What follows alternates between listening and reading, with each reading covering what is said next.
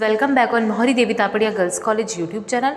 In this class, we are going to discuss about a poem, and the poem name is On His 23rd Birthday, which is written by John Milton. We already talked about the short summary of John Milton.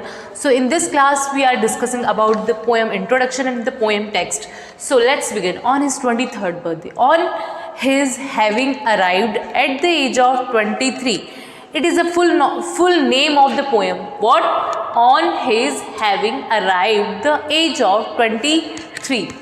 This poem printed twice during Milton's lifetime in the poem 1645 and 1673. This poem was most likely written in 1632 at a crucial time in Milton's life just after his graduation from Cambridge.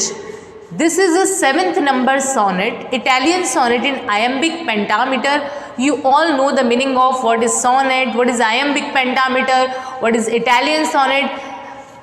Theme in the poem is crisis of faith, journey, passage of time. Autobiographical elements in the poem, religious touch, importance of youth, value of time, metaphor or personification of time. So students, I hope you understand the meaning of the summary. देखो, on his 23rd birthday जो है वो एक poem है जो कि John Milton ने लिखी है. जॉन मिल्टन के शॉर्ट इंट्रोडक्शन के बारे में हम हमारे प्रीवियस वीडियो में देख चुके हैं कि वो कब जन्मे थे, कब उनकी डेथ हुई थी, उनकी लाइफ में क्या था, उन्होंने 3 बार शादी करी, उनको लेडी ऑफ क्राइस्ट के नाम से जाना जाता है. ये थोड़ा सा इंट्रोडक्शन मैंने आपको प्रीवियस वीडियो में बताया था. और उनकी जो मास्टरपीस है वो पैराडाइज लॉस्ट है. इस वीडियो में हम डिस्कस करेंगे इसकी जो पोएम है ऑन हिज 23rd बर्थडे, जो कि हमारे बीए फर्स्ट ईयर के सिलेबस में एमडीएस यूनिवर्सिटी के इंग्लिश लिटरेचर के पेपर फर्स्ट में है, उस पर डिस्कस करने वाले हैं. तो देखो, ये जो पोएम है इसका पूरा नाम है on his having arrived at the age of 23.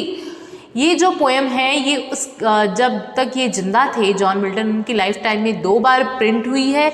ये पोएम अबाउट 1632 में लिखी गई थी. ये 7th नंबर का सोनेट है, इटालियन सोनेट है ये, और आयम्बिक पेंटामीटर है.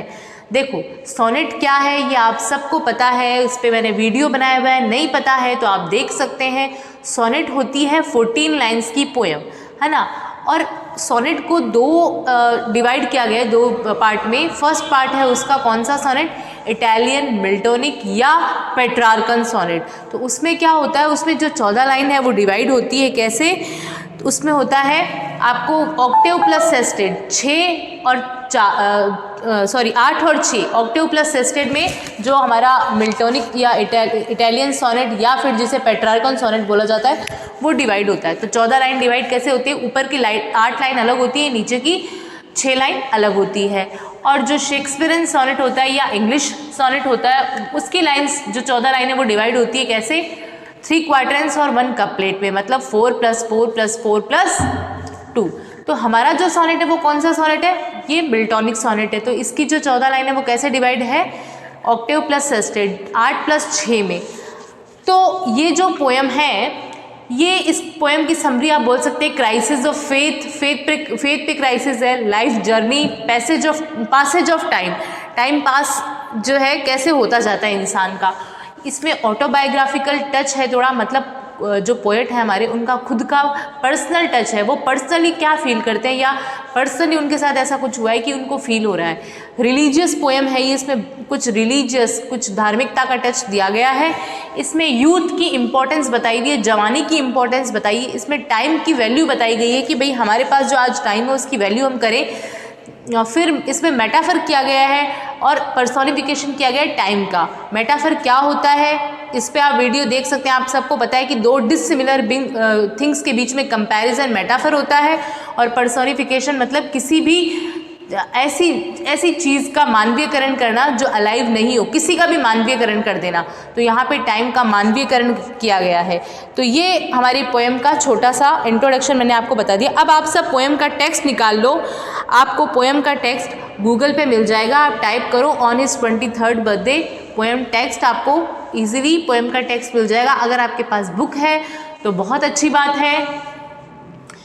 सो हम स्टार्ट करें. आई होप आपने सबने टेक्स्ट निकाल लिया होगा. देखो, how soon had time the subtle thief of youth, how soon had time the subtle thief of youth. तो यहाँ यूथ का जो है पहले ही स्टार्टिंग की लाइन में यूथ का मानवीयकरण कर दिया, उसको चोर बता दिया, जवानी को चोर बता दिया गया। सब्टल मीन्स चतुर चोर, clever thief. How soon had time, time कैसा है, the subtle thief of youth, ये जो जवानी का चोर है, stolen on his wing my 3 and 20th year, इसने सभी अपने विंग पे, अपने कंधों पे मेरे जिंदगी के 23 साल ये चुरा कर ले गया। कौन? टाइम।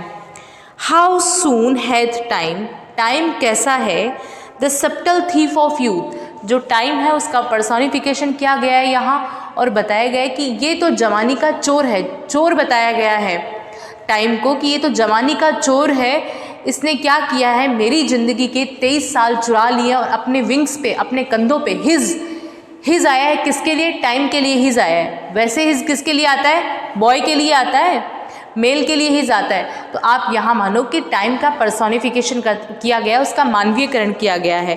फिर से देखो, हाउ सून हैड टाइम, ये जो है और ये ऐसे वर्ड आते हैं, ये आर्किक लैंग्वेज है, ये उस टाइम में है, दाव, ये सब आर्किक लैंग्वेज में आता है।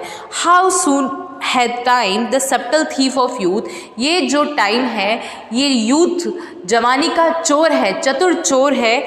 स्टोलन ऑन हिज विंग, इसने चुरा लिए हैं अपने विंग पे, अपने पंखों पे, माई 3 and 20th ईयर, मेरी जवानी के 3 और 20th। आप सबको पता है 3 और 20th को आप सम करेंगे, प्लस करेंगे तो कितना होता है? 23।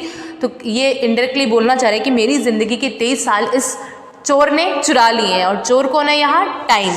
ये 2 लाइन आपको अच्छे से क्लियर हो गई होगी। नेक्स्ट पढ़ो, my hasting days fly on with full career, और जो ये टाइम था 23 साल का, जो इसने चुरा लिए मेरी ज़िंदगी के 23 साल, वो मेरे लिए कैसा टाइम था? My hasting days with fly on with full career, उड़ रहे थे बिल्कुल फुल करियर के साथ। यहाँ करियर का मतलब वो करियर नहीं है, यहाँ करियर का मतलब है कि पूरे होश एकदम जोशीले जो मेरे साल हैं, मेरे हेस्टिंग डेज, मेरी लाइफ के बहुत इम्पोर्टेंट, जिसमें इंसान बहुत ज़्यादा कुछ सीखता है, मेरी लाइफ का लर्निंग पीरियड है, वो चल रहा था अभी, और वो बहुत ज़्यादा फ्लाई हुए जा रहे थे विद फुल करियर।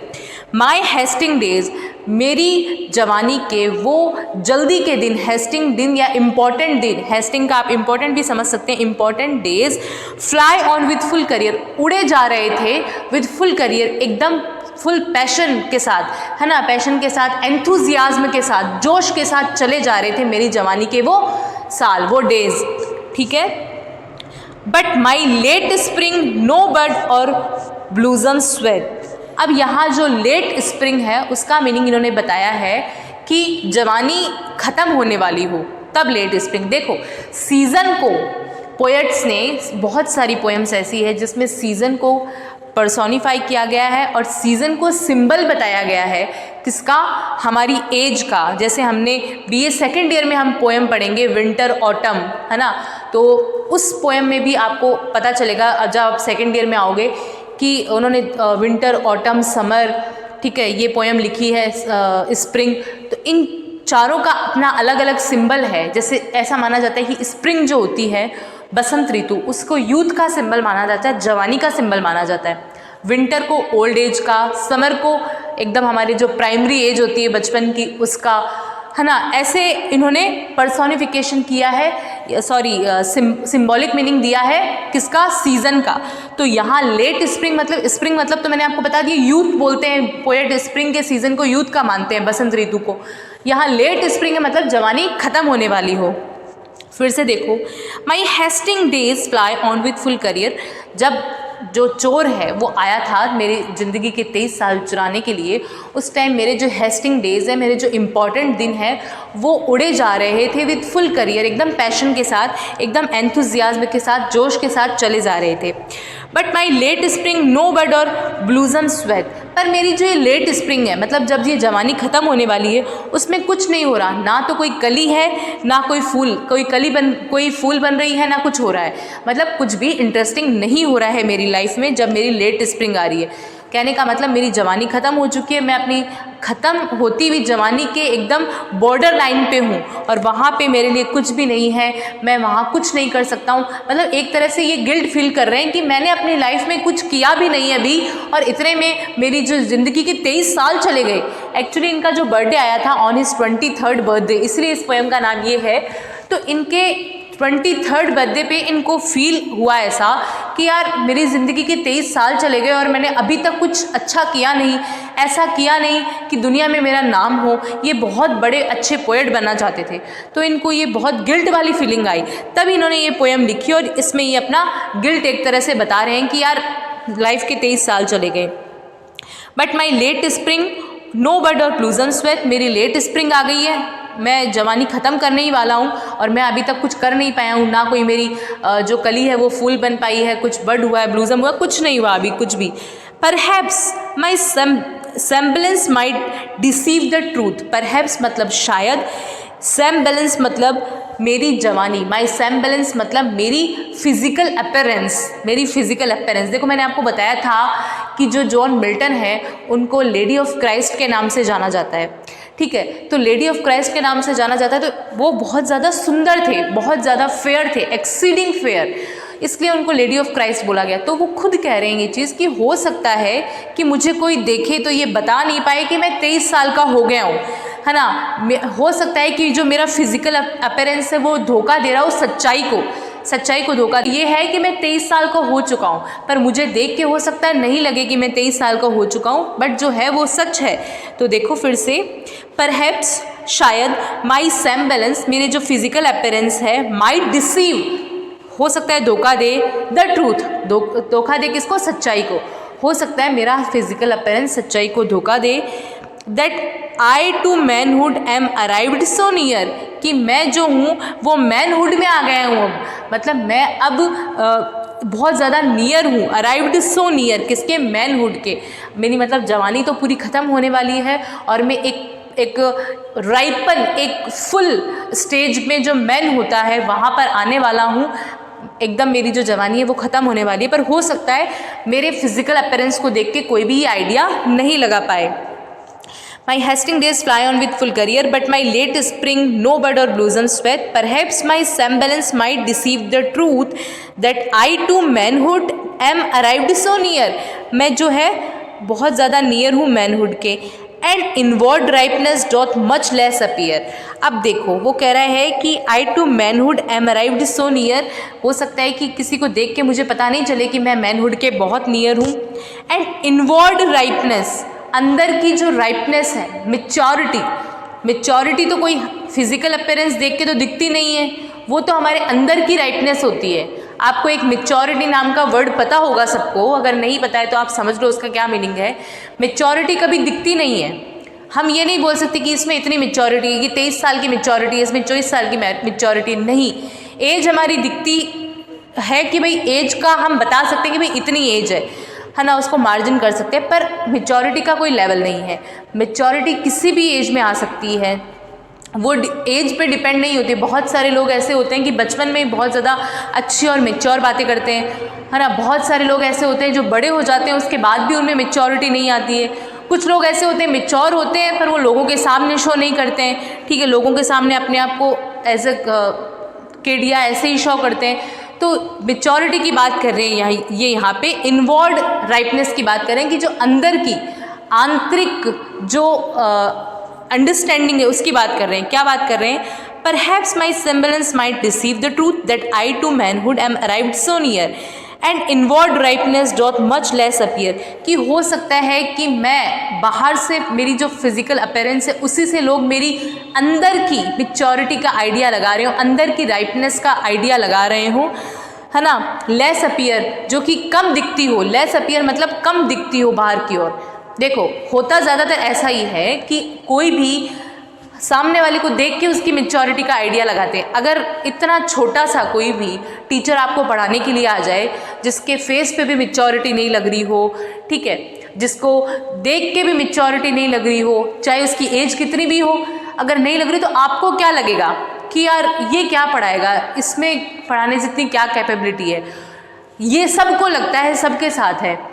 पर आप उसको सिर्फ उसको देख के आइडिया लगा सकते हो, पर आपको ये नहीं पता है कि किसी के पास कितना भी नॉलेज हो सकता है। और दूसरी बात एज की भी नहीं है, नॉलेज किसी के पास भी हो सकता है। हमें स्टूडेंट से भी बहुत कुछ सीखने को मिल सकता है। हम इस एज में हैं पर हमें स्टूडेंट से भी बहुत कुछ सीखने को मिल सकता है, क्योंकि बहुत सारे स्टूडेंट्स भी ऐसे हैं जिनके पास बहुत नॉलेज है। तो नॉलेज का आइडिया, कहने का मतलब यहाँ यही है, पोएट यही बोल रहे हैं कि नॉलेज कभी भी एज से नहीं आता है या फिर फिजिकल अपीयरेंस से नॉलेज नहीं आता है। हो सकता है कि जो दिखने में छोटा लग रहा हो पर उसको बहुत कुछ पता हो, उसमें बहुत ज़्यादा ज्ञान हो, पर ऐसा हो रहा है, लोग मुझे ऐसे ही जज कर रहे हैं क्योंकि मैं दिखने में भी छोटा लगता हूँ और मेरी एज अभी दिखती नहीं है, मैं दिखने में छोटा लगता हूँ कि मैं 23 साल का हो चुका हूँ। तो इसलिए जो मेरी अंदर की अंडरस्टैंडिंग है या मैच्योरिटी है वो लोगों को लेस अपीयर हो रही है, कम दिख रही है, ठीक है, और कम दिखती है। And inward rightness doth much less appear. Much less appear मतलब मच और लेस, देखो ये दोनों वर्ड एक साथ आए हैं, मतलब क्या है ये, ऑक्सीमोरॉन। आपको मैंने ऑक्सीमोरॉन पढ़ाया हुआ है, ये एक फिगर ऑफ स्पीच है, उसमें दो अपोजिट वर्ड एक साथ आते हैं, मच और लेस। तो देखो ये ऑक्सीमोरॉन का एग्जाम्पल है। तो ये कह रहा है inward rightness doth much less appear, हो सकता है लोगों को मेरे अंदर की अंडरस्टैंडिंग कम दिखे। फिर बात है that some more timely happy spirits endued yet be it less or more or soon or slow. देखो that some more timely happy spirit endued, कई बार ऐसा होता है, सम मोर टाइमली, देखो सम और मोर है ना, कुछ और बहुत ज़्यादा, that some more timely happy spirit induced yet be less or more or soon और slow। देखो कई बार ऐसा होता है, ये कह रहे हैं कि मेच्योरिटी इंसान में जल्दी आ जाती है, कई बार स्लो आती है, किसी में जल्दी आती है किसी में स्लो आती है। सून और स्लो, किसी में जल्दी आएगी किसी में स्लो आएगी, किसी में लेस आएगी किसी में मोर आएगी। तो मेच्योरिटी का कोई लेवल नहीं है। That some more timely happy spirit, बहुत सारी ऐसी हैप्पी स्पिरिट्स है, ऐसे लोग हैं येट बीट लेस और मोर, जिनमें जो मेच्योरिटी है या इनवर्ड राइटनेस है वो लेस और मोर, किसी में ज़्यादा आती है किसी में कम आती है। सून और स्लो, किसी में जल्दी आती है किसी में धीरे आती है, बट आती ज़रूर है। It shall be still in strict measure even, but it shall be still in strict measure even to that same lot however mean or high। वो कह रहा है कि फिर भी इसको मेज़र करते हैं लोग, it shall be still in strict measure even, फिर भी इसको मेज़र करते हैं, to that same lot however mean or high toward which time leads me and the will of heaven. वो कह रहा है कि मीन और हाई, मुझे नहीं पता कि मैं अभी मेरी कौन सी वाली स्टेज पे हूँ, mean or high, toward which time leads me and the will of haven. अब जो होगा वो गॉड की इच्छा से होगा।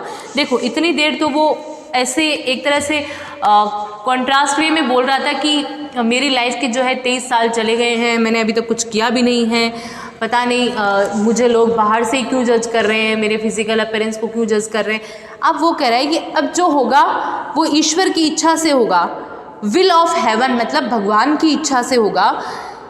फिर देखो लास्ट की 2 line, all is if I have grace to use it so, अगर मैं उसे अच्छे से यूज़ करूँगा, मेरी जो भी अब टाइम बचा है, as ever in my great taskmaster eye, तो जैसा मेरे टास्क मास्टर मतलब यहाँ गॉड है, as ever in my great taskmaster eye, कि मेरे जो टास्क मास्टर की नज़रों से जो मेरे लिए सही है वो मुझे मिल जाएगा, तो मुझे क्यों चिंता करनी है। All is if I have grace to use it so, कि देखो पहले तो वो चिंता कर रहा है लाइफ में कि भाई मैं 23 साल का हो गया हूँ, मुझे बहुत कुछ लाइफ में करना है, अभी तो मेरी लाइफ की स्टार्टिंग भी नहीं हुई है, मैं अभी बर्ड से जो है फूल भी नहीं बना हूँ, और अब वो ये बोल रहा है कि देखो जो होगा वो विल ऑफ हेवन है, भगवान की इच्छा से होगा। All is if I have grace to use it so, अगर मैं इसे अच्छे से यूज़ करूँगा और अगर मेरी लाइफ में कुछ अच्छा लिखा है, as ever in my great taskmaster eye, कि मेरी ग्रेट टास्क मास्टर आई में जो कुछ है तो वो मुझे ज़रूर मिल जाएगा। तो ये पोएम है, आई होप आपको समझ में आ गई होगी। On his 23rd birthday poem, बहुत ही ब्यूटीफुल पोएम है ये, ऑन हिज 23rd बर्थडे। एक बार थोड़ा सा इसका रीड आउट करके बताती हूँ। On his having arrived at the age of 23, which exists in manuscript and was printed twice, during Milton's life time, ठीक है, was most likely written in 1632 at a crucial time in Milton's life, just after his graduation from Cambridge. Milton here acknowledges that he may not seem as mature as some of his contemporaries, but expresses a desire to use his talents well and his trust in God's will for him over time. वो कह रहा है हो सकता है इस poem के through Milton बोल रहे हैं, मिल्टन हियर एक्नॉलेज, मिल्टन बोल रहे हैं that he may not seem as mature, हो सकता है मैं उतना मेच्योर नहीं हूँ जितने कि मेरे साथी हैं, as some of his contemporaries, उसके जितने साथी मेच्योर है उतना हो सकता है वो कह रहा है मैं मेच्योर नहीं हूँ, but expresses a desire to use his talent well and his trust in God's will for him over time, but वो कह रहा है मुझे अपने टैलेंट को एक्सप्रेस करने का और मैं गॉड पे जो बिलीव करता हूँ उसका मुझे टाइम ज़रूर मिलेगा. One thing to understand about Milton sonnet is there typical range, not a writer of sonnet in English, although the sonnet he wrote in Italian are love sonnet. तो ये पोएम थी, इसका देखो रिलीजियस टच भी आपको पता चल गया क्योंकि ये भगवान के बारे में कह रहे हैं कि लास्ट में कि विल ऑफ हेवन है जो होगा, या मेरा जो टास्क मास्टर है मतलब गॉड है वो होगा. तो ये रिलीजियस पोएम हो गई. ऑटोबायोग्राफिकल टच इसलिए हो गया क्योंकि इसमें पोएट ने खुद के बारे में बताया है, खुद की ज़िंदगी के 23 साल बीते हैं तो अपना पर्सनल एक्सपीरियंस शेयर किया है, इसलिए ये ऑटोबायोग्राफिकल हो गई. इम्पोर्टेंस ऑफ यूथ हो गया क्योंकि जो हमारा जवानी है हमारी उसके बारे में बताया है कि भाई जवानी जल्दी जल्दी बीते जाती है, हमें जो करना है कर लेना चाहिए, उसके बाद में हमें रिग्रेट हो, पछतावा हो, यही बचता है, इसलिए हमें जो करना है वो जवानी में ही कर लेना चाहिए. वैल्यू ऑफ टाइम भी सेम ही है कि हमारे पास अगर टाइम है तो हमें कर लेना चाहिए, हमें चीज़ों को पेंडिंग नहीं छोड़ना चाहिए. मेटाफर और personification of time, obviously personification किया गया है बार बार टाइम का कि भाई टाइम को पहले तो स्टार्टिंग में चोर बताया गया है, उसके विंग पे वो उसका टाइम उड़ा के ले जा रहा है, मेटाफर किया गया है, उसको डायरेक्ट बोला गया है चोर. तो ये सब आपको समझ में आ गया होगा. ऑन इस 23rd बर्थडे का टेक्स्ट भी समझ आ गया होगा, उसकी शॉर्ट समरी भी समझ आ गई होगी. आप इस पोएम को देखें विद टेक्स्ट, आपको और अच्छे से क्लियर हो जाएगा. Thank you.